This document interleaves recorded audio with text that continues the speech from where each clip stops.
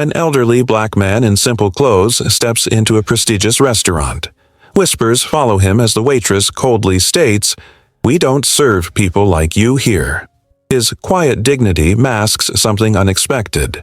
By morning, the entire staff will learn the shocking truth about the stranger they so carelessly dismissed, and nothing will ever be the same. The buzz of conversation filled Le Grand, the most exclusive restaurant in the city. Crystal chandeliers cast a warm glow over white tablecloths and polished silverware. Well-dressed patrons sipped champagne, their laughter mingling with the soft piano music that floated through the air. The maitre d' greeted each guest with practiced charm, his smile never reaching his eyes as he guided them to their tables. Business deals were sealed, romances kindled, and reputations made in the subtle theater of fine dining that played out nightly. When the front door opened at precisely 7 o'clock, few noticed at first. Then, like a ripple across still water, conversations faltered. Heads turned. A hush fell over the nearest tables. An elderly black man stood in the entrance. He was 72, with silver hair and kind eyes that seemed to take in everything at once. His posture, slightly stooped from age, still carried a quiet dignity. His clothing, clean but worn khaki pants, a simple button-down shirt, and an old cardigan, stood in stark contrast to the designer suits and dresses that surrounded him. The maitre d' froze mid-conversation with a wealthy couple, his smile vanishing as he noticed the newcomer. He quickly excused himself and approached the elderly man with visible reluctance. "May I help you?" His voice carried an unmistakable tone of dismissal. "Good evening," the man replied, his voice gentle but clear. "I'd like a table for one, please." The maitre d' glanced around nervously. "I'm afraid that won't be possible. We're fully booked this evening." The elderly man's gaze traveled across the restaurant, taking in the multiple empty tables clearly visible throughout the dining room. His expression remained unchanged, but something flickered in his eyes. Not surprise, but recognition. "I don't mind waiting," he said calmly. The maitre d' shifted uncomfortably. "It could be hours. Perhaps another establishment would better suit your needs." "I'm not in a hurry," the man replied, unmoved. His patience seemed to unnerve the maitre d' more than any protest would have. From across the restaurant, Marcus Johnson, the owner, noticed the commotion. His face darkened as he excused himself from his VIP guests and made his way to the front. "Is there a problem?" Johnson asked, eyeing the elderly man with unconcealed disdain. "This gentleman was just leaving," the maitre d' replied. The elderly man stood his ground. "Actually, I was hoping to try your famous coq au vin. I've heard it's exceptional." Johnson's expression hardened. "Listen, we have certain standards here. Our clientele expects a particular atmosphere." "I understand," the man said, nodding slowly. "But I believe your website states that Le Grand welcomes all guests."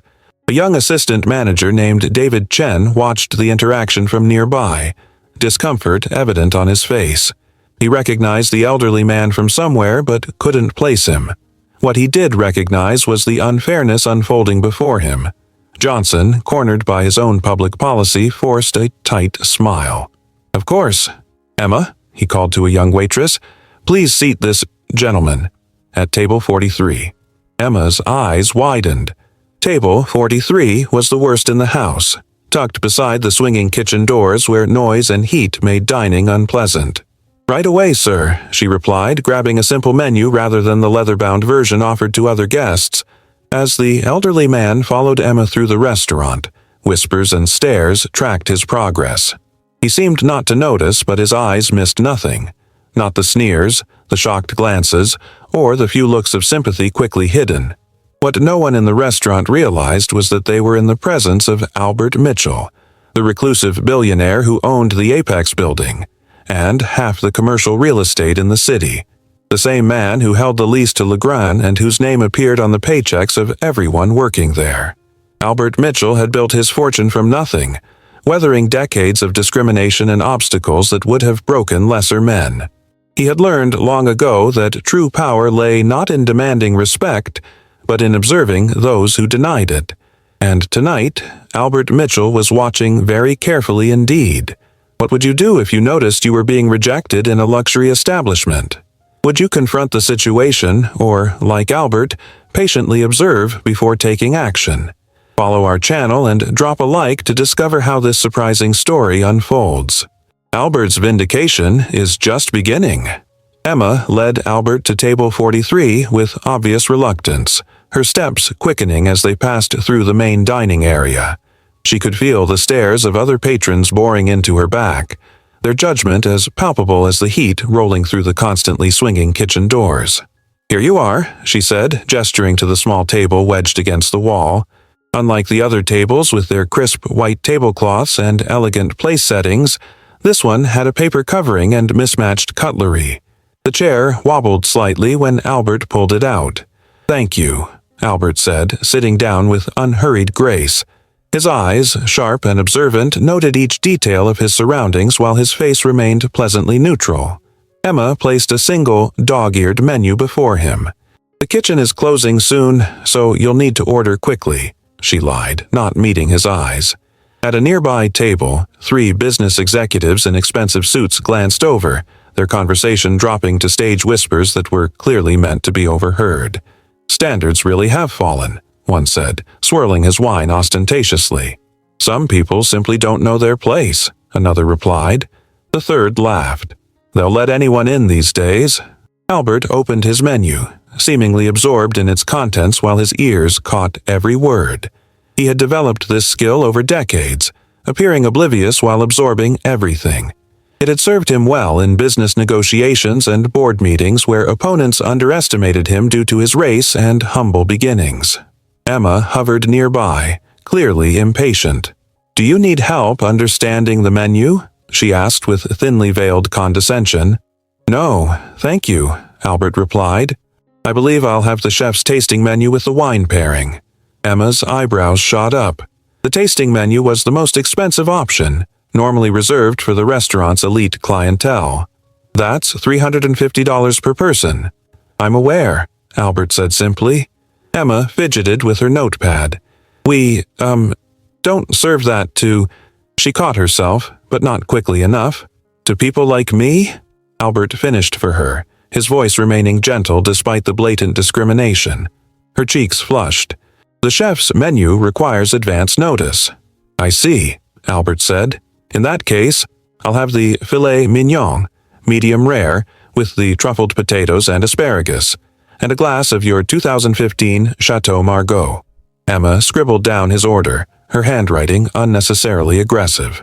"Payment in advance," she demanded, another policy clearly applied selectively. Without complaint, Albert reached into his pocket and produced a sleek black wallet. From it, he withdrew a platinum credit card that caught the light. Emma took it between 2 fingers as if touching something distasteful. "I'll need to verify this," she said. "Of course," Albert replied, folding his hands patiently.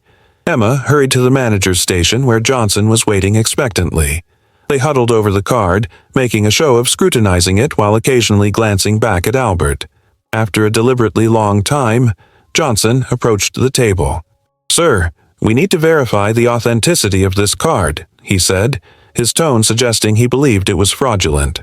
"Please, go ahead," Albert said, gesturing toward the card reader Johnson held. When the transaction went through without issue, a flicker of disappointment crossed Johnson's face. "Very well," he said stiffly. In the kitchen, the chef received Albert's order with visible disgust. "Special preparation for our special guest," he instructed his staff with a wink. His meaning was clear. Prepare the food poorly. David Chen, the assistant manager, watched from the service station with growing discomfort. He knew what was happening was wrong, but speaking up could cost him the job he desperately needed to support his immigrant parents. Still, something about the elderly man's dignified silence in the face of such treatment stirred something in him. As Albert waited for his meal, he discreetly observed the dynamics of the restaurant. He noticed how Johnson fawned over certain tables while ignoring others. He saw how the waitstaff treated different customers based on perceived status, and he made mental notes of every slight, every whisper, and every sideways glance directed his way. His thoughts were interrupted when Emma returned with his wine, poured into a water glass rather than proper stemware. "Your food will be out shortly," she said curtly. "Thank you," Albert replied, lifting the glass to his lips without comment. Across the restaurant, a group of new arrivals entered, men in designer suits accompanied by a loud, confident figure. Many patrons turned to look, some nodding in recognition. "Ah," one of the executives at the nearby table said. "Marcus Johnson's investors have arrived. Big plans for this place, I hear." Albert sipped his wine quietly, but his ears perked up at this information. As owner of the building, he was particularly interested in any plans his tenants might have, especially ones they hadn't discussed with him. The kitchen doors swung open, and Emma emerged, balancing Albert's plate with obvious carelessness. She placed it before him with none of the flourish she had shown to other diners. Albert looked down at his meal, a filet mignon cooked well beyond the medium rare he had requested, burned on one edge and suspiciously cool to the touch. The asparagus lay limp and gray, while the truffled potatoes were clearly underseasoned and congealed. "Enjoy your meal," Emma said with artificial sweetness that didn't reach her eyes. "Thank you," Albert replied, his expression revealing nothing of his thoughts as he picked up his fork and knife. At the VIP table across the room, Marcus Johnson was entertaining a group of investors with expensive champagne and exaggerated laughter. Among them sat Richard Devlin, a notorious real estate developer known for gentrifying neighborhoods with little regard for displaced residents. "Gentlemen," Johnson announced, raising his glass, "to the future of Legrand. With your investment, we'll expand to 3 new locations by next year." Albert could hear their conversation clearly, a benefit of the restaurant's excellent acoustics designed to carry the pianist's music throughout the space. He ate slowly, cutting small bites of the overcooked steak while listening intently. "What about the lease situation here?" Devlin asked, lowering his voice slightly. "My sources tell me the Apex building owner is a tough negotiator." Johnson waved his hand dismissively. "Leave that to me. The lease renews next week, but the owner is some reclusive old man who lets his management company handle everything. They've never turned down our renewal before. Besides, we're the crown jewel of this building." Albert suppressed a small smile as he dabbed his mouth with a napkin. The reclusive old man they so casually dismissed was sitting just 30 feet away, eating a deliberately ruined meal. David Chen, the assistant manager, approached Albert's table with hesitation. "Is everything satisfactory, sir?" he asked quietly, genuine concern in his voice. Albert looked up, studying the young man's face. Unlike the others, David's expression held no contempt, only discomfort at the situation. "The company is somewhat lacking," Albert replied softly, "but I've endured worse." David glanced around nervously before leaning closer. I'm sorry about how you're being treated. It's not right." "Thank you for your concern, young man," Albert said. "May I ask your name?" "David Chen, sir, assistant manager." Albert nodded thoughtfully. "Tell me, David, how long have you worked here?" 3 years. "I started as a busboy while in college," David replied. "I'm saving to help my parents. They worked hard to give me opportunities they never had." Something softened in Albert's expression. "They must be very proud." David smiled sadly. "They wanted me to be a doctor or lawyer, but..." He gestured around the restaurant. "This was what I could find after graduation." Their conversation was interrupted when Johnson appeared suddenly, his face tight with displeasure. "Chen, I don't believe I asked you to socialize with the customers. There are water glasses that need refilling at table 12. "Yes, sir," David replied, straightening immediately. He gave Albert an apologetic look before hurrying away. Johnson turned to Albert, not bothering to mask his distaste. "Is there something wrong with your meal?" "Not at all," Albert replied calmly. "I was just having a pleasant conversation with your assistant manager. He seems like a fine young man." "Yeah, Chen is adequate," Johnson said dismissively, "though his time might be better spent on his actual duties rather than unnecessary chit-chat. I've always found that how people treat those they consider beneath them reveals more about their character than how they treat those they fear or respect," Albert observed, cutting another piece of his steak. Johnson's eyes narrowed at the implied criticism. "We have standards at Legrand. Standards that apply to both our clientele and our staff." "Indeed," Albert replied, his gaze steady. Standards are important. Flustered by Albert's calm demeanor, Johnson retreated to his VIP table where he whispered something to the other men. Several turned to stare at Albert, their expressions ranging from amusement to contempt. As Albert continued his meal, he noticed a small notebook that had fallen from David's pocket during his hasty departure. He picked it up discreetly and opened it. Inside were detailed notes on restaurant management, customer service philosophies, and business improvement ideas, all written in meticulous handwriting. The final pages contained a business plan for a community-focused restaurant that would hire disadvantaged youth and serve affordable, high-quality food. Albert tucked the notebook into his cardigan pocket just as Emma returned to his table. "Will there be anything else?" she asked, clearly hoping the answer would be no. "I believe I'll try your crème brûlée for dessert," Albert said pleasantly. "And perhaps a cup of coffee." Emma's smile tightened. "We're actually out of crème brûlée tonight." Albert glanced past her to another table, where a waiter was serving that very dessert to a young couple. "That's disappointing. The chocolate soufflé, then." "That requires 20 minutes to prepare," Emma countered. "I have time," Albert replied simply. Emma stormed off, her frustration evident in every step. In the kitchen, her complaint about the difficult old man at table 43 was met with eye rolls and disparaging comments. Only David, refilling water glasses nearby, watched the scene with growing admiration for the elderly gentleman's dignified persistence in the face of such blatant discrimination. What no one in the restaurant realized was that with every slight, every poor service, and every whispered insult, they were sealing their own fate. For while they saw only an old black man in modest clothing, they were actually serving the very person who held their professional futures in his hands. And Albert Mitchell was taking mental notes. The chocolate soufflé arrived at Albert's table half-collapsed, clearly removed from the oven too early. The coffee beside it was barely lukewarm. Emma placed both before him with a smile that couldn't mask her satisfaction at the deliberate sabotage. "Your dessert, sir," she said. "Anything else?" "Just the check, please," Albert replied, reaching for his spoon. "I'll prepare it right away," Emma said, her eagerness to end his visit obvious. As she walked away, Albert overheard a conversation from the executives' table that immediately caught his attention. "Johnson's really playing with fire," said one man, lowering his voice. 3 months behind on rent for this place and he's talking expansion? "That's Marcus for you," replied another. "All flash, questionable finances. But Devlin's investment should solve that problem, if the lease gets renewed next week. And if it doesn't, then Legrand becomes just another restaurant that couldn't make it in this economy." Albert took a small bite of the ruined soufflé, his mind working. So Johnson was behind on rent payments to Apex Properties, his company. This explained the expansion plans without consulting the building owner. Johnson was gambling that new investor money would cover his debts before anyone noticed. At the VIP table, Devlin was speaking animatedly about his vision for the Le Grand brand. "We'll keep this location as the flagship, of course.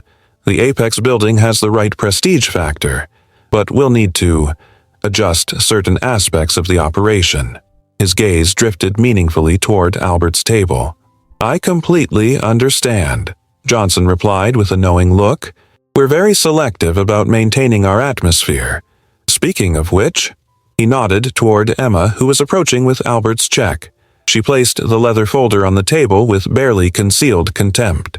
"Whenever you're ready, sir." Albert opened it and surveyed the bill. The total was nearly double what it should have been, with unexplained special preparation charges and an automatically added 25% gratuity, practices not applied to other diners. Without comment, Albert reached for his wallet and placed his credit card in the folder. "Thank you," he said. Emma snatched it up and marched to the payment terminal. When she returned, she practically tossed the receipt for him to sign. As Albert reached for his pen, he noticed something scrawled across the bottom of the merchant copy. "We don't serve people like you." The handwriting matched Emma's hasty scribble. She hadn't even bothered to hide her discrimination. Albert looked up at her, his eyes holding hers for a long moment. For the first time that evening, a flicker of uncertainty crossed Emma's face as she registered the quiet dignity and something else in the elderly man's gaze. Without a word, Albert signed both copies of the receipt, adding a generous tip despite the treatment he'd received. He placed his copy in his wallet, but kept the merchant copy with Emma's handwritten insult in his hand. "Is there a problem?" Emma asked, suddenly nervous under his steady gaze. "No problem at all," Albert replied calmly, "though I would like to speak with Mr. Johnson before I leave." Emma hesitated. "He's in an important meeting with investors. I'm certain he can spare 2 minutes." Albert interrupted, his voice gentle but firm. Something in his tone made Emma reconsider her refusal. "I'll see if he's available." As she walked away, David approached the table.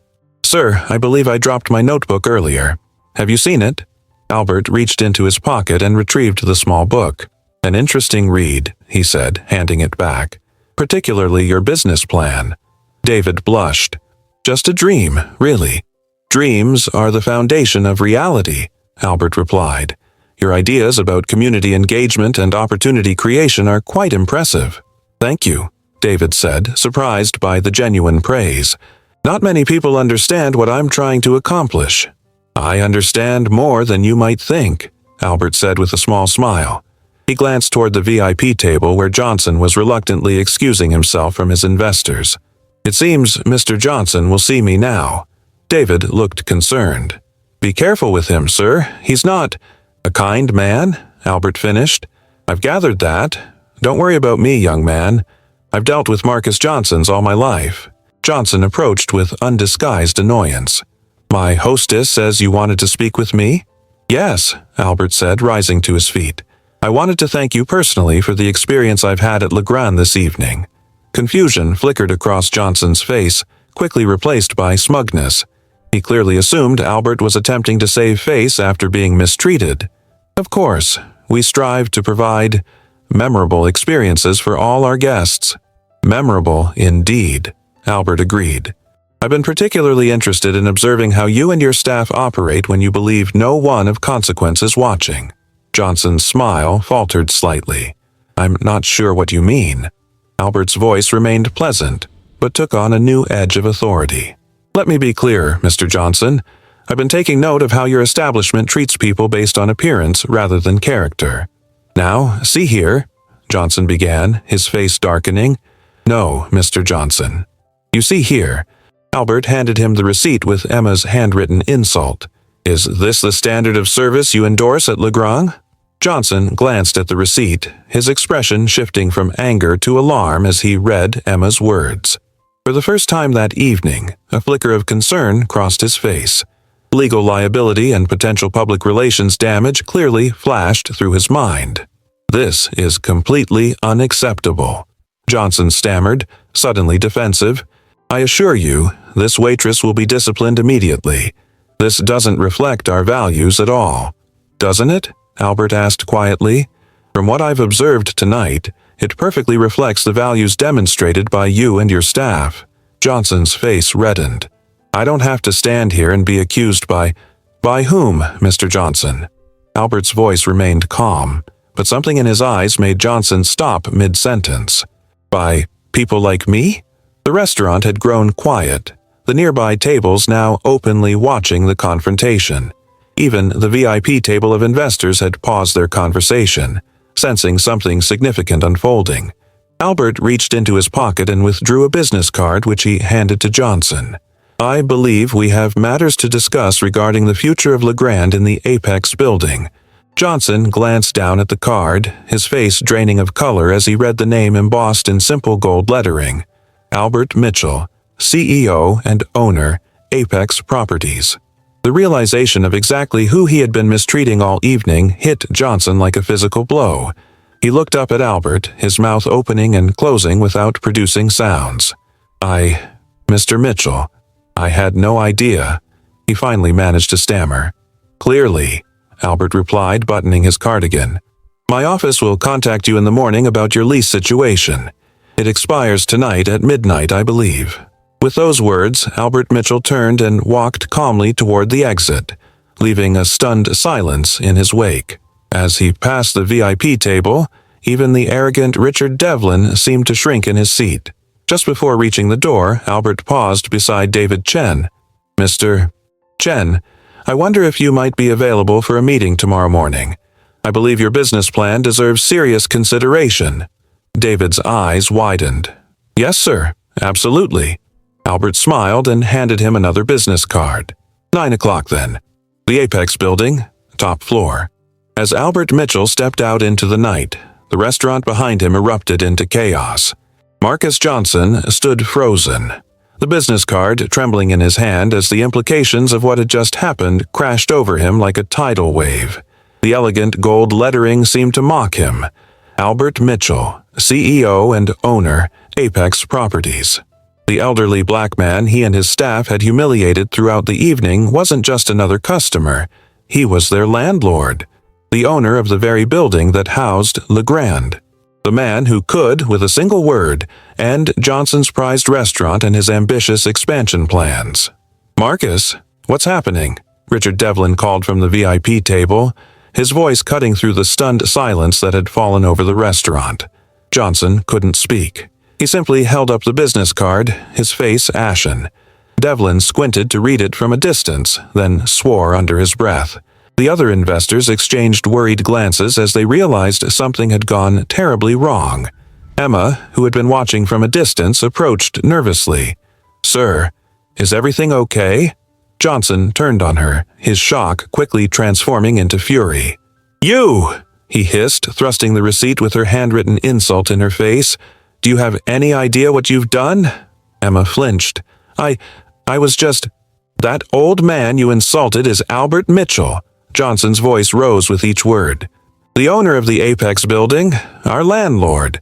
The color drained from Emma's face as she realized the magnitude of her actions. "I didn't know." "Of course you didn't know," Johnson shouted, drawing stares from the remaining diners.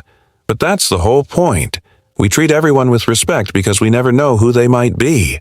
His hypocrisy wasn't lost on David Chen, who stood nearby clutching Albert Mitchell's business card like a lifeline. Johnson hadn't cared about treating people with respect until he discovered Albert's identity and power. Now, he was only concerned with damage control. "Perhaps, if we apologize," Emma began. "Apologize?" Johnson laughed bitterly. "Our lease expires at midnight tonight.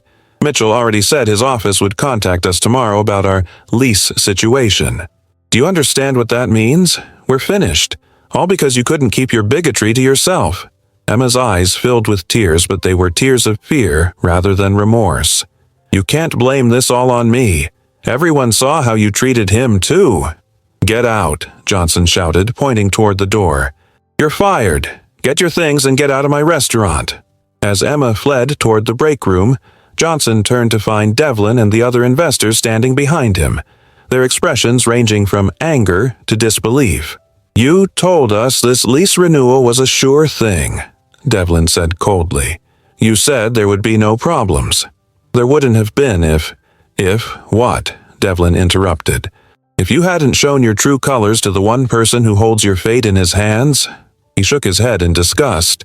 "The deal's off, Marcus. I don't invest in sinking ships." One by one, the investors gathered their belongings and headed for the exit, leaving Johnson standing alone in the middle of his once proud restaurant. Regular diners, sensing the drama, began asking for their checks. The evening that had begun with such promise was ending in disaster. David approached his boss cautiously. "Sir, what would you like me to do?" Johnson stared at him blankly for a moment before noticing the business card in David's hand, identical to the one he held.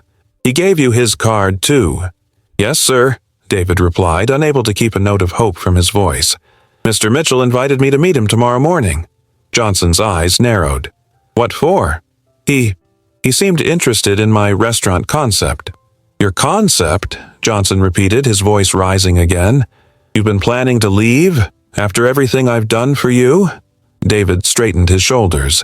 "With all due respect, sir, you haven't done much except undervalue my contributions and ignore my ideas for improvement." "How dare you?" Johnson spluttered. "After I promoted you to assistant manager, while paying me less than every other manager and taking credit for my customer satisfaction initiatives," David finished calmly. For the first time, he was standing up to his boss's bullying. Albert Mitchell's recognition of his worth had given him courage he didn't know he possessed. Johnson's face twisted with rage. "If you walk out that door to meet with Mitchell, don't bother coming back. You're choosing sides right now, Chen." David looked around at the restaurant that had been his workplace for 3 years. He thought of the discrimination he'd witnessed, the toxic environment Johnson had created, and the way Albert Mitchell had been treated. Then he thought of the respectful way Mitchell had spoken to him and the genuine interest he'd shown in his ideas. "I think I already have," David said, removing his name tag and placing it on the counter. "I quit." As David walked toward the exit, other staff members watched in silence. Some looked envious of his courage, others fearful for their own jobs in the wake of the evening's disaster. Outside, the cool night air felt like freedom. David took a deep breath and looked up at the Apex building towering above Le Grand. Somewhere at the top of that gleaming structure, Albert Mitchell was probably preparing for tomorrow's meeting, a meeting that could change David's life forever. Meanwhile, inside the restaurant, Johnson collapsed into a chair, his head in his hands. The receipt with Emma's hateful message sat on the table before him, a damning piece of evidence that could not be undone. His phone buzzed with a text from his accountant. "Heard what happened at the restaurant. Need to talk about those rent payments ASAP." Johnson groaned. The 3 months of back rent he owed to Apex Properties now seemed like an insurmountable debt. Without Devlin's investment, there was no way to cover it, and no way to save Legrand.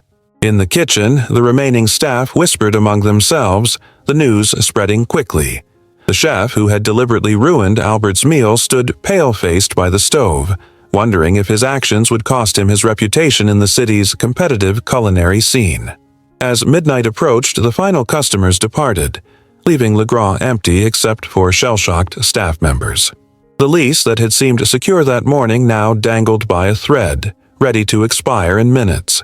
No one noticed the discreet black sedan parked across the street where Albert Mitchell sat watching the restaurant's lights dim one by one.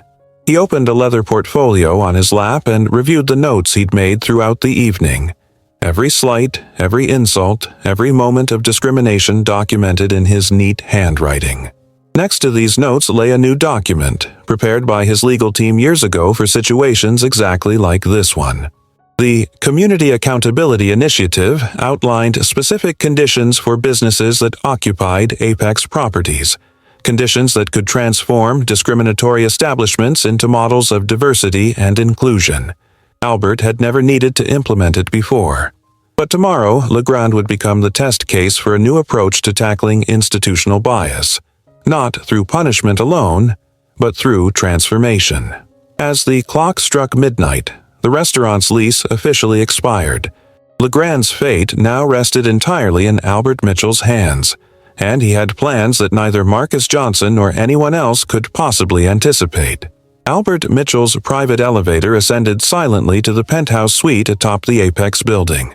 Unlike the ornate, showy decor of Legrand, Albert's personal space embodied understated elegance. Warm woods, comfortable furnishings, and walls lined with books and art from emerging artists of color whom he had supported throughout the years. As the elevator doors opened directly into his living room, his longtime assistant, Eleanor Washington, looked up from her tablet. At 68, Eleanor had been with Albert for over 4 decades, rising from secretary to become his most trusted advisor and friend. "I expected you back sooner," she said, studying his face. "Judging by your expression, I'm guessing Legrand wasn't a pleasant dining experience." Albert removed his cardigan and sank into his favorite leather chair. "It was exactly what I suspected it would be," he replied, his voice heavy with the weight of familiar disappointment. "Marcus Johnson has created quite the toxic environment. The discrimination wasn't even subtle." Eleanor sighed. "I told you not to go alone.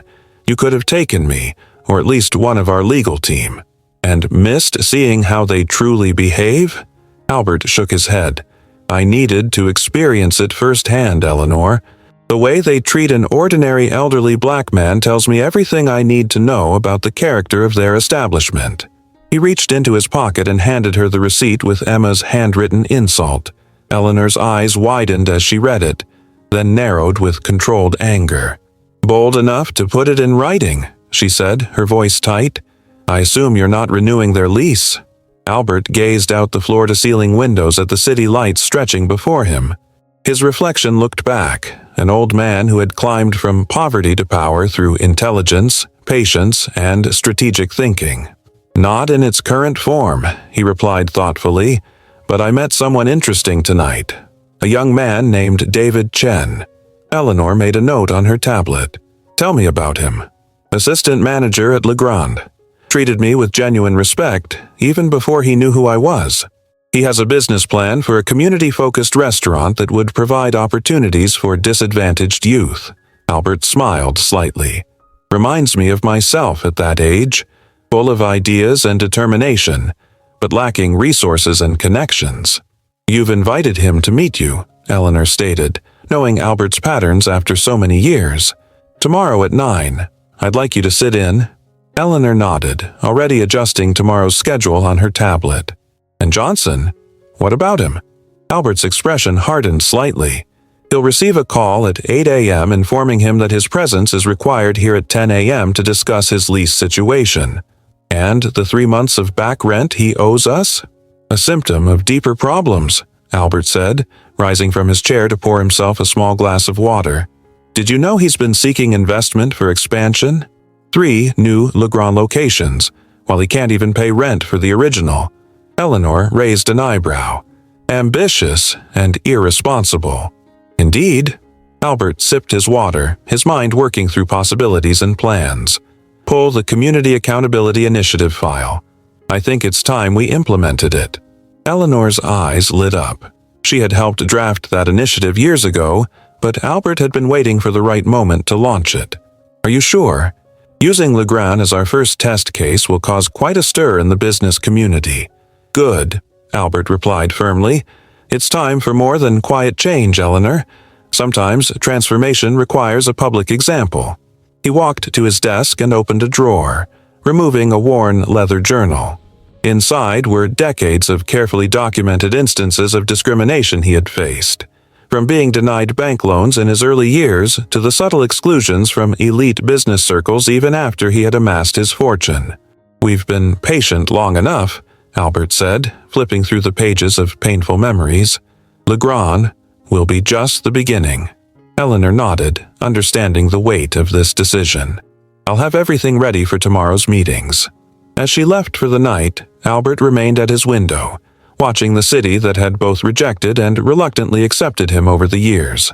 In the reflection of the glass, he saw not just himself, but the faces of all those who had come before him, those who had endured far worse so that he could rise to this position of influence. Now it's my turn to hold the door open for others, he whispered to himself, thinking of David Chen and countless others who deserved their chance to succeed. Tomorrow would mark the beginning of a new chapter, not just for Legrand, but for every business that operated under the vast umbrella of Apex Properties. At precisely 8:59 the next morning, David Chen stood in the lobby of the Apex building, his heart pounding beneath his carefully ironed shirt and the only suit jacket he owned. He had spent the night researching Albert Mitchell, astounded to discover that the humble elderly man from Legrand was actually one of the city's wealthiest and most private business figures. The security guard checked his ID and made a call. Mr. Mitchell is expecting you, Mr. Chen. Please take the private elevator to the penthouse level. The sleek elevator whisked David upward, each floor increasing his nervous anticipation. When the doors opened, he found himself in a warm, elegant reception area where an older black woman greeted him with a professional smile. Mr. Chen, welcome to Apex Properties. I'm Eleanor Washington, Mr. Mitchell's executive assistant. He's looking forward to meeting with you. She led David through a hallway adorned with artwork from diverse artists, finally arriving at a spacious office with panoramic views of the city. Albert Mitchell rose from behind his desk, dressed in an impeccably tailored suit that bore no resemblance to the modest clothing he had worn the previous evening. Mr. Chen, thank you for coming, Albert said, extending his hand. Please, have a seat. David shook his hand, still struggling to reconcile this powerful business figure with the seemingly vulnerable man he had met at Legrand. Thank you for inviting me, Mr. Mitchell. I have to admit, I'm still processing everything. Albert smiled. I imagine so. Allow me to properly introduce myself. I'm Albert Mitchell, founder and CEO of Apex Properties. We own and manage approximately 40% of the commercial real estate in this city, including the building where Legrand is located, David added, the pieces finally falling into place. Precisely, Albert confirmed, gesturing toward a small conference table where coffee and pastries awaited. Let's talk about last night, shall we? For the next half hour, David answered Albert's questions about his experiences working at Legrand, the discriminatory practices he had witnessed, Johnson's treatment of staff and certain customers, and the overall culture of the restaurant. What troubled me most, David admitted, was my own silence. I knew what was happening was wrong, but I needed the job. My parents sacrificed everything to come to this country and give me opportunities. Oh, we understand that position all too well, Albert said, his voice softening. Sometimes survival requires strategic patience. But tell me about your restaurant concept. I found your notes quite compelling.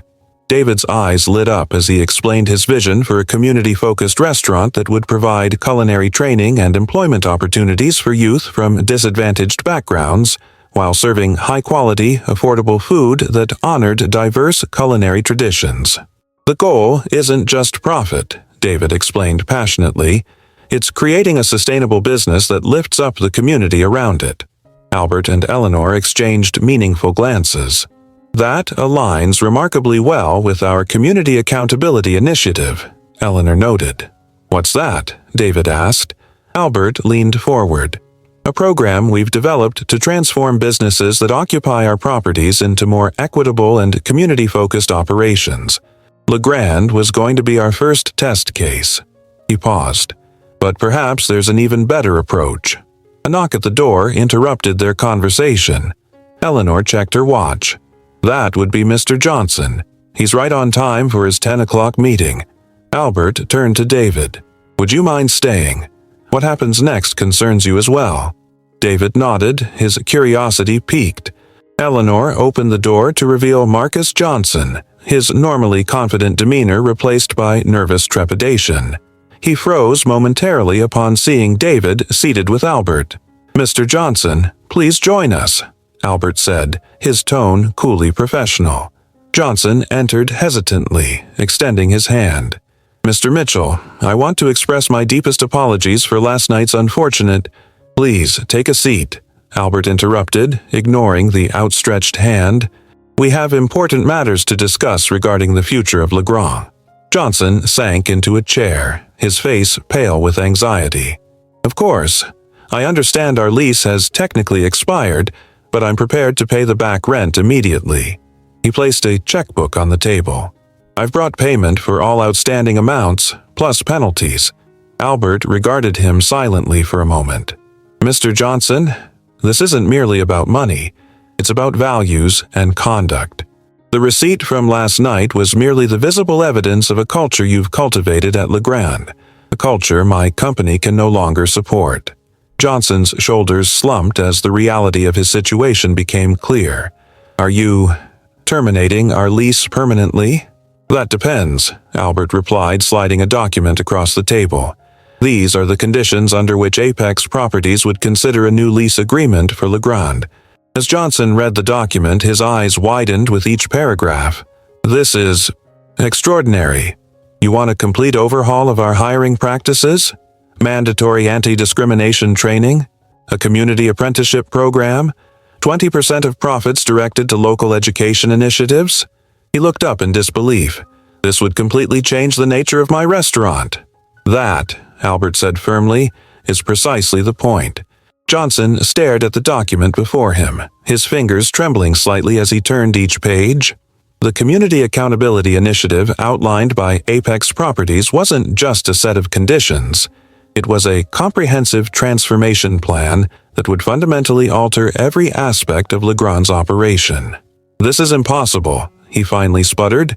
You're asking me to change everything overnight. Hiring practices, training programs, profit allocation. Legrand is a fine dining establishment, not a community center. Albert remained impassive. Nothing in that document compromises the quality of your cuisine or service. It simply ensures that quality is extended to all patrons, regardless of their appearance or background, and that your business contributes meaningfully to the community it serves. My investors would never agree to these terms, Johnson protested. I was under the impression your investors withdrew last night, Albert replied evenly. And without a lease or new capital, there is no Legrand. Johnson's face flushed with anger and frustration. He turned to David. Is this why you're here? To witness my humiliation? Before David could respond, Albert interjected. Mr. Chen is here because he represents part of the solution I'm offering you. What does that mean? Johnson demanded. Albert leaned forward. Option 1. You sign this agreement, implement all required changes, and receive a new 5-year lease with Mr. Chen installed as a co-manager with equal authority to oversee the transformation. Co-manager? Johnson repeated incredulously. You expect me to share control of my restaurant with my former assistant? Former assistant who possesses the vision and values your establishment desperately needs, Albert corrected. Option 2. You decline these terms, in which case Legrand's lease remains terminated. Johnson's jaw tightened. And what happens to the space then? Albert glanced at David. In that case, Apex Properties would consider Mr. Chen's business proposal for a new restaurant concept in that location, with appropriate financing and support. David tried to maintain a neutral expression, but his heart raced at the implication. Albert Mitchell was offering to back his restaurant dream if Johnson refused the new terms. Johnson recognized the trap instantly. Either way, he would lose his absolute control over Legrand. This is coercion, he muttered. This is accountability, Albert replied firmly. For too long, establishments like yours have operated with impunity, discriminating against people based on appearance, race, or perceived status. That ends in my buildings, starting today. Eleanor, who had been quietly observing, spoke up. The Community Accountability Initiative includes substantial resources to help with the transition, Mr. Johnson. Consulting services, training programs, financial guidance, all provided at Apex's expense. You're being offered a second chance that many never receive, Albert added. The question is whether you're humble enough to take it. Johnson stared out the window at the city below, his empire crumbling around him. Without Legrand's prestigious location, his brand would be devastated. Starting over elsewhere would be nearly impossible, especially after investors had walked away. How long do I have to decide? He asked, his voice subdued. 24 hours, Albert replied, during which time Legrand will remain closed. Johnson rose from his chair, the document clutched in his hand. I'll review this with my lawyer. Of course, Albert said. Eleanor will show you out. Once Johnson had left, David turned to Albert, his expression a mixture of awe and disbelief. Mr. Mitchell, I don't know what to say. The possibility of having my own restaurant concept funded, it's beyond anything I could have imagined. Albert smiled. Your vision impressed me, David. Whether it manifests within a transformed Legrand or as an entirely new establishment depends on Mr. Johnson's decision. Either way, I believe your ideas deserve to be realized. But why me? David asked. You barely know me. I know enough, Albert replied. I observed how you treated an elderly black man when you thought he was nobody important. Character reveals itself in such moments. Eleanor returned from escorting Johnson out. He looked shell-shocked, she reported with a hint of satisfaction. Good, Albert said. Sometimes shock is necessary for genuine change. Do you think he'll accept the terms? David asked. Albert shrugged slightly. It doesn't matter. Either way, we move forward with transforming that space. The question is merely whether Johnson will be part of that transformation or left behind by it. He rose and walked to the window, gazing down at the city streets far below. For decades, I've built my empire quietly, accumulating properties and influence while maintaining a low profile. That approach served its purpose, allowing me access to spaces and opportunities that might otherwise have remained closed. He turned back to face David. But I've reached a point in my life where quiet influence is no longer enough. The power I've accumulated must now be used to create the changes I wish to see. David nodded thoughtfully. Using economic leverage to force social change. Precisely, Albert confirmed. Those who control commercial spaces control much of how society functions. Who gets served, who gets hired, who feels welcome. These decisions shape our communities in profound ways. And Legrand is just the beginning, Eleanor added. Albert nodded. Every business in every Apex property will eventually be held to these same standards. We're creating a new model of commercial real estate, one where leasing prime space comes with responsibilities beyond simply paying rent. The implications of Albert's vision were staggering. With his vast holdings, he could potentially transform business practices across entire city blocks, neighborhoods, even districts. There will be resistance, David warned. Powerful people don't like being told how to operate their businesses. Let them resist, Albert replied calmly. They'll discover that their power pales in comparison to the leverage of property ownership. They can comply with our community standards or find space elsewhere, if they can. A slow smile spread across David's face as he finally understood the full scope of Albert's strategy. You're changing the rules of the game. I'm balancing the scales, Albert corrected. And Legrand, with or without Marcus Johnson, will show others exactly how serious we are about this initiative. As their meeting concluded, David felt a strange mixture of excitement and trepidation. Whatever Johnson decided, tomorrow would mark the beginning of a profound change in his life, and potentially in the city itself. Marcus Johnson sat alone in his darkened restaurant. The Community Accountability Initiative document spread before him on a linen-covered table. Outside, a small sign read, "Temporarily closed for renovations." A hastily created cover story to explain Legrand's unexpected closure. The empty dining room felt cavernous and cold without the usual buzz of conversation and clinking glasses.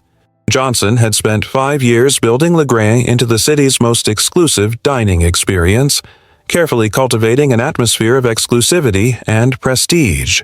Now, in a single night, everything hung in the balance. His phone buzzed again, the 5th call from his head chef, wondering when they would reopen. Johnson ignored it, just as he had ignored the previous calls from staff members concerned about their jobs. The terms of Albert Mitchell's offer burned in his mind.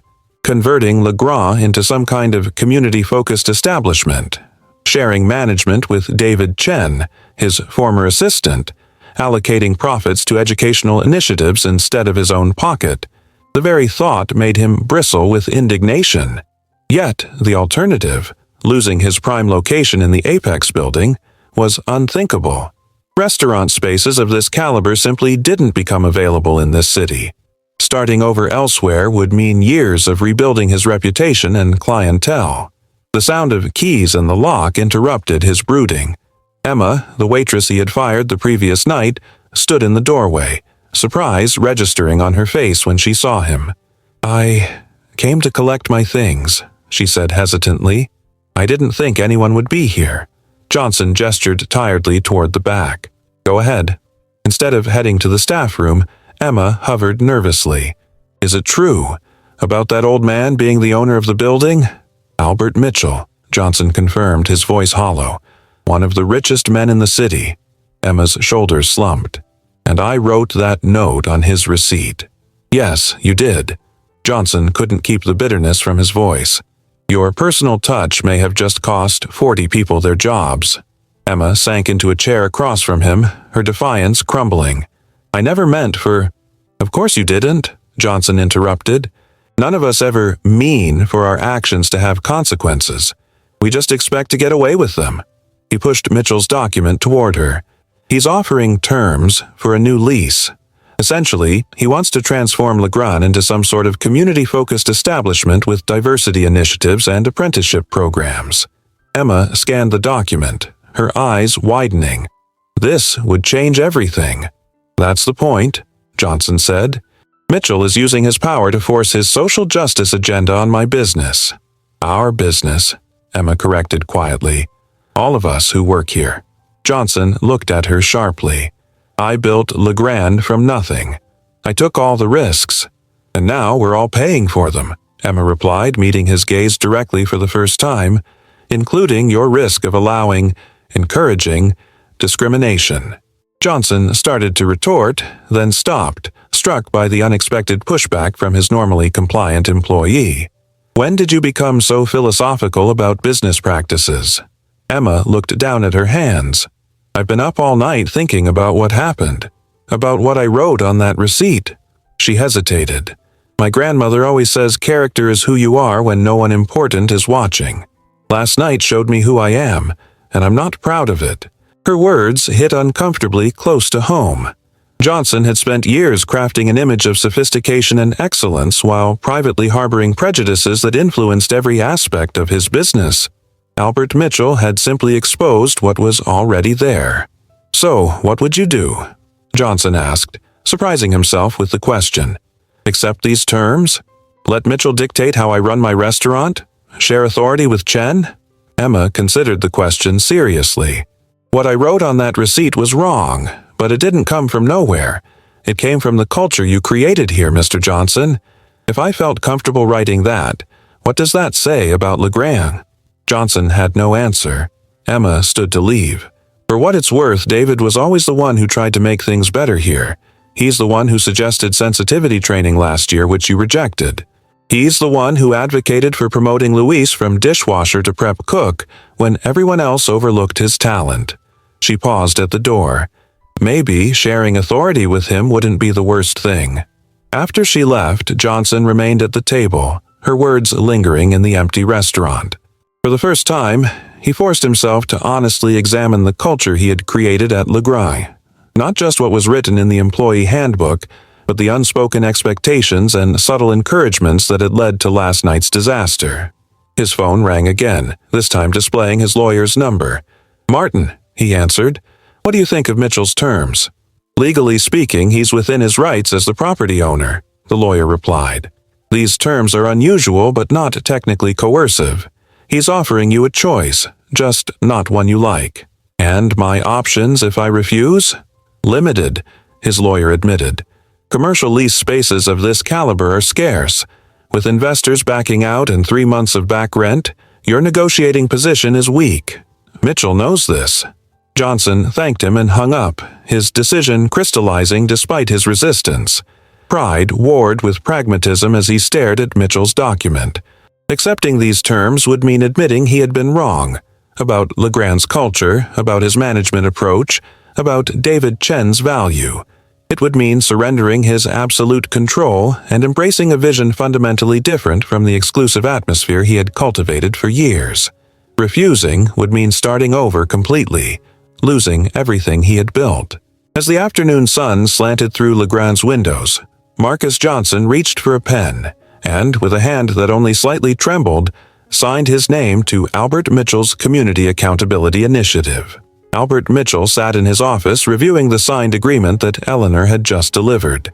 Marcus Johnson had accepted the terms, all of them, without attempting to negotiate or modify a single clause. It wasn't surrender born of conviction, Albert knew, but of necessity. True transformation would require more than a signature on paper. "Have you told David yet?" Eleanor asked, settling into the chair across from him. Albert shook his head. "I wanted to be certain Johnson would follow through. Schedule a meeting for tomorrow morning. All 3 of us. We'll begin laying out the implementation plan." Eleanor made a note on her tablet. "The press has been calling all day. Rumors are spreading about Legrand's closure and your involvement." "Let them speculate for now," Albert replied. "Once we've established the new framework, we'll make a formal announcement about the Community Accountability Initiative.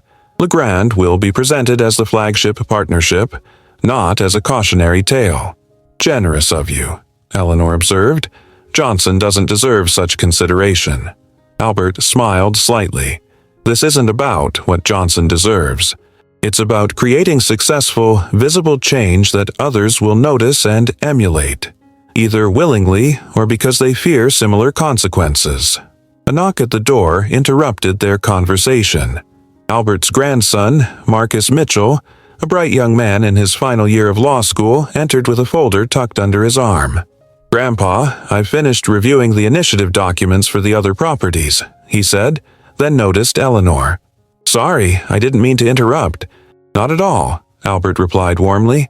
"We were just discussing Legrand. Johnson signed the agreement." Marcus grinned. "I still can't believe you actually did it. Went undercover as a regular customer to experience the discrimination firsthand. Mom said it was too risky." "Your mother worries too much," Albert said, though his eyes crinkled with affection. "Sometimes the only way to truly understand a problem is to experience it personally." "Still, it could have backfired," Marcus pointed out. "What if Johnson had recognized you?" Albert chuckled. "Marcus Johnson has attended multiple charity events where I was present, and he never once looked me in the eye.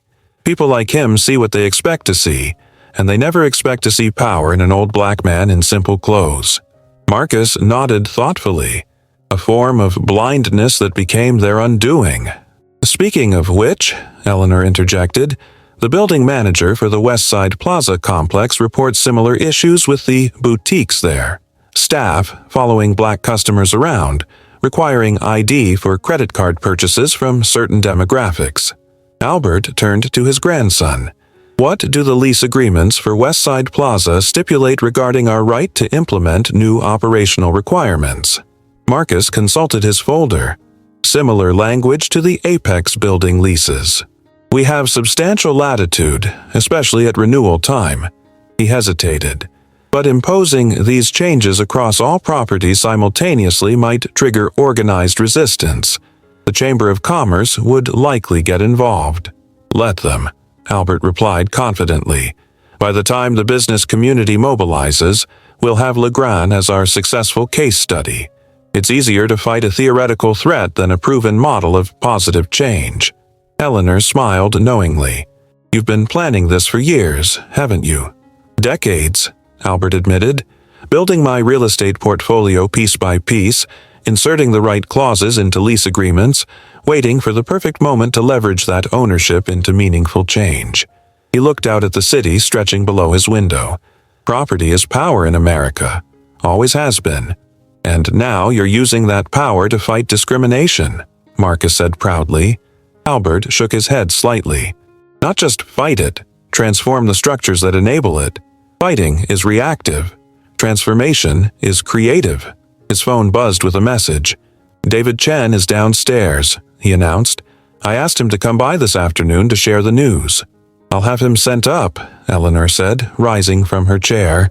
While they waited, Albert reviewed the implementation timeline for Legrand with his grandson. The restaurant would remain closed for 2 weeks while staff underwent comprehensive training. New hiring practices would be established, with an emphasis on creating opportunities for qualified candidates from underrepresented communities. The menu would be refreshed to maintain the quality Legrand was known for, while incorporating more diverse culinary influences. Most significantly, David Chen would be installed as co-manager with equal authority to Marcus Johnson, specifically tasked with overseeing the cultural transformation of the establishment. When David arrived, his nervous energy was palpable. "Mr. Mitchell, you wanted to see me?" Albert gestured toward a chair. "David, meet my grandson Marcus. He's been helping review our initiative documents." After brief introductions, Albert continued. "Johnson signed the agreement an hour ago. Legrand will reopen under the new framework, with you as co-manager." David's eyes widened. "He actually agreed to everything?" "Every term," Albert confirmed. "Which means you have a significant challenge ahead. Transforming Legrand won't be easy, especially with Johnson likely to resist changes at every turn." "I understand," David said, his initial shock giving way to determination. "But I'm ready for this opportunity. I won't let you down." Albert studied the young man carefully. "This isn't about my expectations, David. It's about creating a model that proves inclusive, community-focused businesses can maintain excellence while rejecting discrimination. Your success or failure will impact far more than just Legrand." David straightened in his chair. "No pressure then," he said with a nervous laugh. "Substantial pressure," Albert corrected kindly, "but also substantial support. My team will provide resources, guidance, and regular check-ins. You're not doing this alone." As they discussed implementation details, Albert observed David's quick intelligence and thoughtful questions. His instincts about the young man had been correct. David possessed both the vision and practical understanding needed to navigate the challenging transition ahead. When their meeting concluded, Albert walked David to the elevator. "One last thing," he said, holding the door. "Johnson will resist you. He'll undermine your authority, challenge your decisions, perhaps even try to turn staff against you." David nodded solemnly. "I know. Remember that transformation isn't just about changing policies. It's about changing hearts and minds, including Johnson's if possible." Albert's expression softened. "The greatest victory isn't defeating your opponent, but converting them to your cause." As the elevator doors closed, taking David back to begin his new role, Albert turned to find both Eleanor and his grandson watching him with similar expressions of admiration. "What?" he asked. "You're enjoying this," Eleanor observed. "After all these years of quiet power, you're finally wielding it openly." Albert smiled slightly. "Perhaps I am, but more importantly, I'm passing it on." He glanced toward the closed elevator doors. "To David, to Marcus, to the next generation of leaders who will carry forward what we've begun." For the first time in decades, Albert Mitchell felt the weight of possibility outweighing the burden of patience he had carried for so long. The transformation had begun. 2 days after signing the agreement, Marcus Johnson stood brooding in Legrand's kitchen, watching as workers installed a commemorative plaque near the entrance. Per Albert Mitchell's requirement, the plaque featured Emma's handwritten insult, "We don't serve people like you," preserved behind glass as a constant reminder of why the transformation had been necessary. "This is humiliating," Johnson muttered to his head chef, Pierre, who stood beside him with arms crossed. "Displaying our shame for everyone to see." "It is. Unusual," Pierre agreed carefully. The entire staff had been walking on eggshells since learning about the new arrangement. But perhaps effective. A reminder of what we must never do again. Johnson shot him a bitter look. "Don't tell me you're buying into this transformation nonsense too." Pierre shrugged. "I care about cooking excellent food. If this keeps our doors open, I can adapt." "That's what concerns me," Johnson replied. "Everyone seems so willing to adapt to Mitchell's demands without questioning the implications. He's using financial leverage to dictate how we operate our business. His building, his rules," Pierre said simply. "Besides, between us, some changes wouldn't be unwelcome. The kitchen staff has always been diverse, but the front of house—" He trailed off meaningfully. Johnson was saved from responding by David Chen's arrival. In just 2 days, David had undergone a subtle transformation of his own. His posture was straighter, his handshake firmer, and he carried a tablet loaded with implementation plans for Legrand's reopening. "Good morning," David greeted them. "The training team will arrive at 11 for the first staff workshop. Everyone needs to be present." "My chefs need to prep for tonight's soft opening," Johnson countered immediately. "They can't waste hours in sensitivity training." David's expression remained pleasant but firm.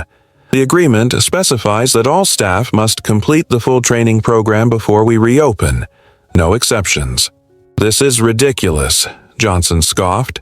"You expect Pierre to sit through lectures on inclusivity instead of preparing his sauces?" Pierre raised a hand. "Actually, I'm interested in the training. We've had incidents in the kitchen that could have been handled better." Johnson stared at his chef in disbelief. "Et tu, Pierre?" "This isn't betrayal, Marcus," David said quietly. "It's growth, and it's non-negotiable under our agreement with Apex Properties." The reminder of their precarious lease situation silenced Johnson's further protests, though his expression remained mutinous. Throughout the morning, similar scenes played out as David methodically implemented changes that Johnson resisted at every turn. New hiring notices were posted, emphasizing Legrand's commitment to building a diverse team. Menu planning discussions included considerations for making certain dishes more accessible without compromising quality. The wine list was expanded to include exceptional selections from Black-owned vineyards and other underrepresented winemakers. By the time the training team arrived, led by Dr. Vanessa Williams, a respected authority on organizational diversity, Johnson's mood had deteriorated further. He sat in the back of the dining room, arms crossed defensively as staff gathered for the session. "Welcome, everyone," Dr. Williams began. "I know organizational change can be uncomfortable, even threatening.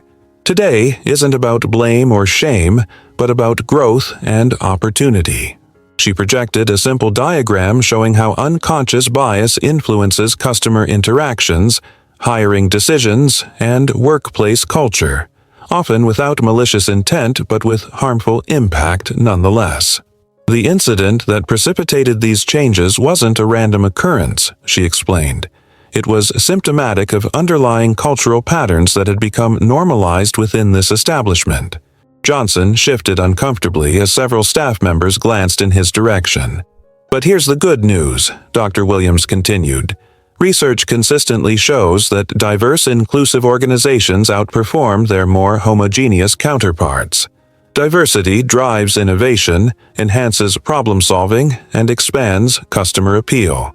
As the session progressed, Johnson observed with surprise that many staff members were actively engaged, asking questions and sharing experiences. Emma, who had been rehired as part of the transformation process, spoke candidly about her own realization. "I wrote those words on that receipt because I thought it was what was expected here," she admitted. "I was wrong, but I wasn't acting alone. I was reflecting a culture we all participated in creating or allowing."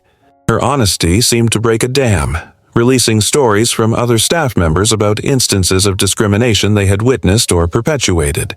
The table assignments based on customer appearance, the different service standards applied to different demographics, the subtle cues from management that reinforced these practices.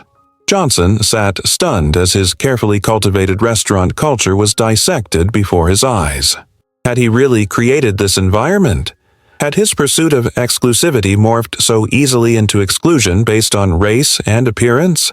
During a break, he found himself standing alone by the bar when Albert Mitchell unexpectedly entered through the front door. The elderly man now wore a tailored suit that radiated quiet authority, a stark contrast to his appearance during his discriminatory treatment at Legrand. "Mr. Johnson," Albert greeted him with a nod. "I came to observe how the transition is progressing."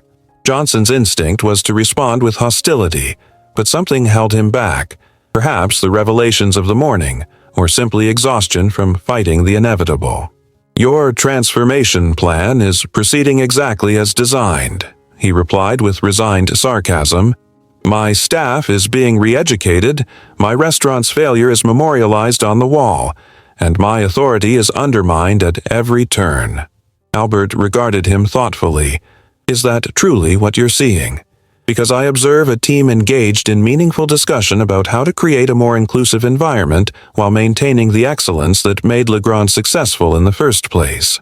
He gestured toward David, who was deep in conversation with Pierre and two servers, reviewing menu descriptions with animated interest.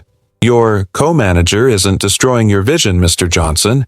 He's expanding it to embrace more people, both as staff and as clients." Albert's voice remained gentle but firm. "The question is whether you can expand your own vision accordingly." Before Johnson could respond, Albert moved away to greet Dr. Williams, leaving him alone with uncomfortable thoughts.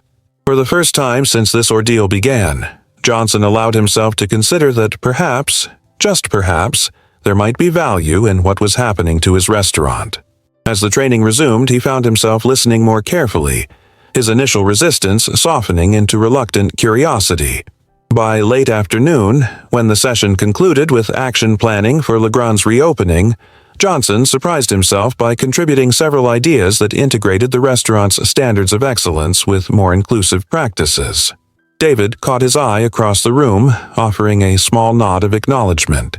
Not friendship, not yet, but recognition of a tiny step toward common ground. That evening, as staff prepared for the soft reopening limited to friends and family, Johnson stood in the kitchen doorway watching the familiar choreography of a restaurant coming to life. Everything looked the same. The gleaming surfaces, the precise movements of the kitchen staff, the elegant table settings. Yet something fundamental had shifted. Whether he was ready to embrace it or not, Legrand would never be the same again. And deep down, in a place he wasn't yet ready to acknowledge, Marcus Johnson was beginning to wonder if that might actually be for the better. The night of Legrand's official reopening arrived with a mixture of anticipation and anxiety.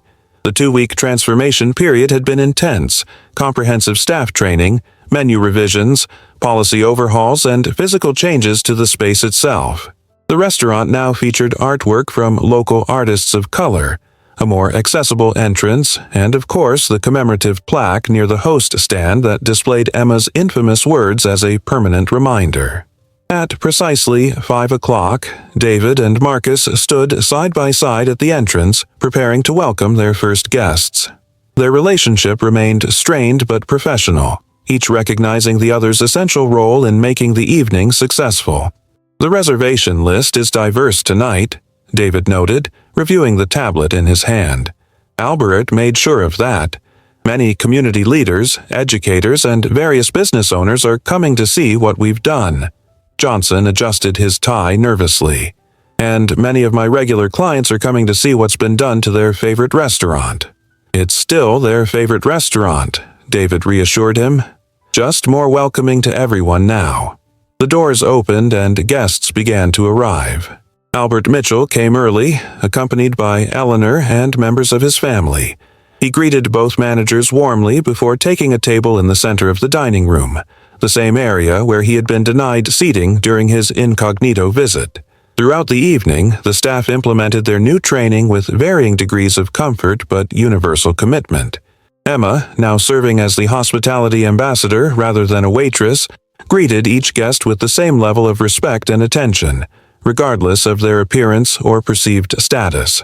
The kitchen, under Pierre's direction, executed the revised menu flawlessly. Traditional Legrand favorites remained, now joined by new dishes that honored diverse culinary traditions without sacrificing the restaurant's commitment to excellence. For Johnson, the evening was a study in contrasts. Some of his longtime customers seemed uncomfortable with the changes, whispering among themselves about the new clientele. Others embraced the transformation with surprising enthusiasm, engaging with the diverse staff and expressing appreciation for the expanded menu options. Midway through the evening, a particular group arrived that caught everyone's attention. 5 elderly black men and women, all in their 70s and 80s, dressed in simple but dignified clothing. Albert rose immediately to greet them with warm embraces. "Who are they?" Johnson asked David as they watched the interaction. "Albert's friends from his childhood neighborhood," David explained. "People who were denied service at establishments like this their entire lives. He invited them as his special guests tonight." Johnson observed as the staff welcomed these guests with the same attentive service offered to wealthy regulars. The elderly visitors' initial hesitation gradually transformed into relaxed enjoyment as they were treated with respect and dignity, perhaps for the first time in such an establishment. The moment crystallized everything the past 2 weeks had been building toward. Legrand wasn't just implementing diversity policies, it was correcting a historical wrong, creating space for people who had been systematically excluded. As the evening progressed, Johnson found himself increasingly drawn to these interactions, watching as barriers dissolved between different groups of diners. Conversations sparked between tables that would never have engaged with each other under the old Legrand culture. The restaurant hummed with an energy that felt more vibrant, more authentic than the stifled exclusivity he had previously cultivated. Near the end of service, Albert Mitchell stood and gently tapped his glass for attention. The dining room gradually quieted as guests turned toward him expectantly. "Thank you all for joining us tonight for this new beginning," Albert said, his voice strong despite his age. "Some of you may have heard rumors about why Legrand closed briefly and what prompted these changes." He gestured toward the commemorative plaque by the entrance. 2 weeks ago, I came to this restaurant dressed much more simply than tonight. The treatment I received revealed a culture of discrimination that has no place in our city. Or anywhere. Murmurs rippled through the crowd as people connected the dots. Albert continued, "Rather than simply closing this establishment, we chose transformation. What you've experienced tonight is the result of that choice, a commitment to excellence that extends to every person who walks through these doors, regardless of appearance or background." He raised his glass. "I toast not just to Legrand's new chapter, But to every business that recognizes diversity and inclusion aren't just moral imperatives, they're the foundation of true excellence. Glasses rose throughout the dining room. Johnson, standing at the edge of the room, found himself lifting his own glass almost involuntarily. Something had shifted within him during the evening, a reluctant recognition that what he had perceived as a punishment might actually be an evolution. As guests began to depart, leaving with warm compliments about the food and atmosphere, Johnson approached Albert's table. Their eyes met, the powerful businessman and the restaurant owner who had been forced to change. "Mr. Mitchell," Johnson began, struggling to find the right words, "I want to say that the evening exceeded expectations," Albert suggested gently. Johnson nodded, relief washing over him at being spared the difficulty of a direct apology. Yes, and that perhaps some of these changes were overdue. It wasn't full capitulation or complete transformation, but it was an acknowledgement, the first crack in a wall of resistance that had defined Johnson's approach since this process began. Albert smiled, understanding the significance of this small concession. Evolution is rarely comfortable, Mr. Johnson, but often necessary. Tonight was just the beginning. As the last guests departed and staff began the closing routine, David joined them, his face flushed with the success of the evening. "The reservation list for the next 2 weeks is completely full," he reported excitedly. "Word is spreading about our reopening." "Our reopening," Johnson repeated, emphasizing the word with a hint of his old pride, but now including David in that ownership. It was a subtle shift, but a meaningful one. Outside, as Albert Mitchell climbed into his waiting car, he gazed back at the illuminated sign of Le Grand. The restaurant was just one building in his vast portfolio, but tonight it represented something far more significant, the beginning of a transformation that would ripple through the city's business community, one property at a time. The real work was just beginning, but for tonight at least, justice had been served at Le Grand. 1 month after Le Grand's reopening, David Chen arrived early to review the breakfast service preparations. The restaurant had expanded its hours to include morning offerings, a change that had initially faced resistance from Johnson, but was now proving surprisingly profitable. "Morning, David," Emma called from the host's stand where she was arranging fresh flowers. Her transformation had been perhaps the most remarkable of all the staff. From writing discriminatory messages on receipts, she had become a passionate advocate for the restaurant's new inclusive approach, often leading discussions during their weekly reflection sessions. "Good morning," David replied, pausing to admire the arrangement. "Those look beautiful." "Thanks. They're from that new florist on Sherman Avenue. Black-owned business, first generation. Their work is amazing, and the prices are competitive." Emma spoke with the enthusiasm of someone who had discovered a whole world that had previously been invisible to her. David smiled. This was happening throughout Le Grand, staff members increasingly bringing forward diverse vendors, artists, and resources that enrich the restaurant's operations while broadening its community connections. "Is Johnson in yet?" David asked, checking his watch. Their morning briefings had become a daily ritual, though the tension between them had eased considerably over the past month. "In his office," Emma replied. "He's reviewing the financial reports. Seems pleased." David found Johnson at his desk, surrounded by spreadsheets and looking unexpectedly cheerful. "The numbers from last month," Johnson said without preamble, pushing a report across the desk. "We're up 17% from our pre-closure figures." David scanned the document, his eyes widening. "That's significant. I knew we were busy, but this exceeds projections." "The breakfast service was a good call," Johnson admitted, "and the community dinner series is selling out every week." The community dinner series had been David's initiative, special evenings featuring collaborations with local chefs from diverse backgrounds, with proceeds supporting culinary education programs. Initially, Johnson had predicted these events would dilute Le Grand's brand. Instead, they had attracted entirely new audiences while retaining loyal customers curious about the innovative offerings. "We need to share these results with Albert," David suggested. "The success metrics will strengthen his case as he implements similar changes at other properties." Johnson's expression tightened slightly at the mention of Albert Mitchell, but he nodded. "Schedule it." The numbers speak for themselves. Their conversation was interrupted by a delivery, the latest issue of the city's premier lifestyle magazine featuring a cover story about Legrand's transformation.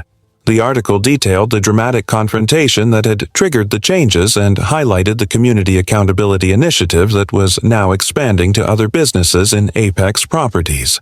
"They make me sound like the villain," Johnson muttered, flipping through the glossy pages. "They also credit you for embracing the change once it began," David pointed out, indicating a paragraph that praised Johnson's culinary leadership through the transition. "That's fair, isn't it?" Johnson shrugged, unwilling to acknowledge how much his own thinking had evolved. The past month had challenged his long-held beliefs about what made a restaurant successful. The diverse clientele now filling Legrand's tables spent money just as freely as his previous customers, and their genuine appreciation for the inclusive atmosphere had created a vibrant energy that was attracting attention throughout the city's dining scene. As they prepared for the morning staff meeting, Johnson's phone rang. A call from Richard Devlin, the investor who had walked away the night of Albert's revelation. "Marcus, we need to talk," Devlin said without preamble. "I'm hearing interesting things about what's happening at Legrand." "The rumors are true," Johnson replied cautiously. "We've undergone significant changes, and apparently thriving because of them," Devlin observed. "My investment group is reconsidering our position. This community accountability approach is generating impressive publicity and performance metrics."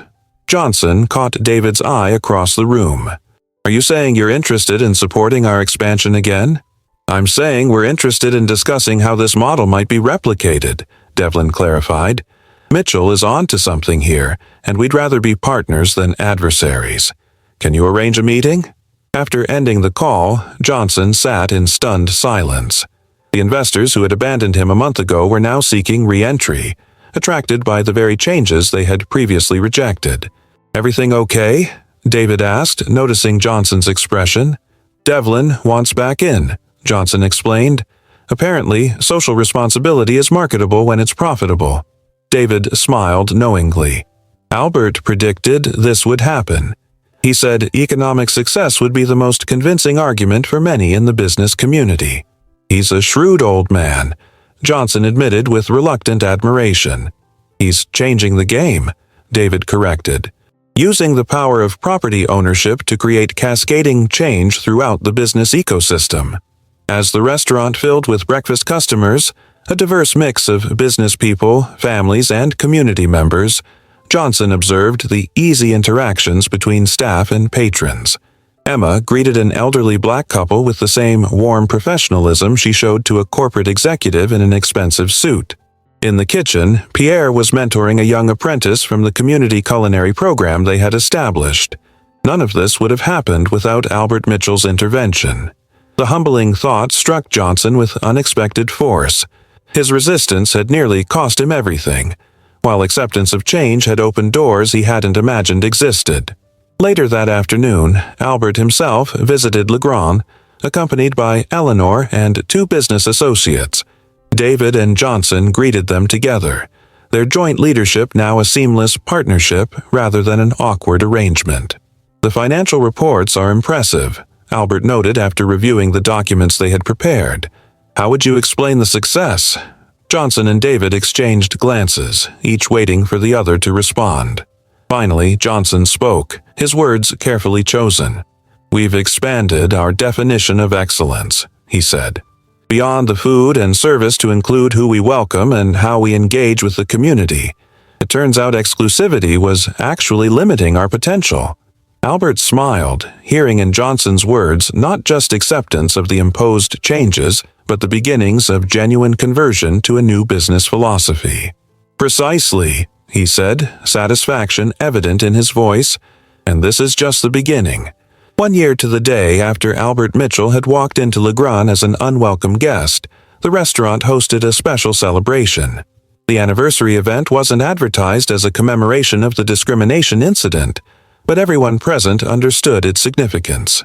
The dining room buzzed with energy as guests from all walks of life mingled comfortably. Community leaders chatted with business executives, artists shared tables with educators, and families with young children were accommodated with the same attentive service as couples celebrating special occasions.